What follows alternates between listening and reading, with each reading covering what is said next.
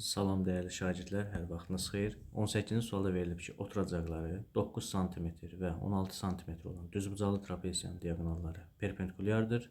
Trapesiyanın sahəsini tapın. Bu bizim düzbucaqlı trapesiyamız. Oturacaqlar 9, 16. Düzbucaqlı trapesiyanın diaqonalları perpendikulyardır.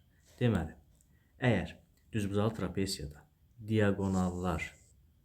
diaqonallar qarşılıqlı perpendikulyardırsa, bizdə h nəyə bərabər olurdu? H-ın kvadratı bərabərdir oturacaqların hasili.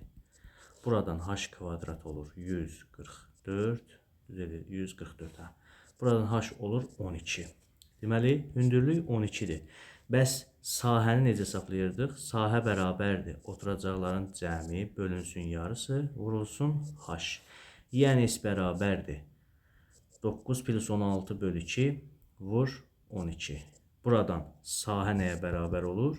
25 bölünsün 2 vurulsun 12. Bunlar ixtisara getsə, ən sonda qalır ki, sahə bərabərdir 25 vurulsun 6.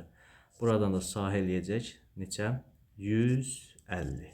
Cavabımız olacaq 150. Zəhmət olmasa videonu bəyənib abunə olmağı unutmayın. Sağlıqla qalın.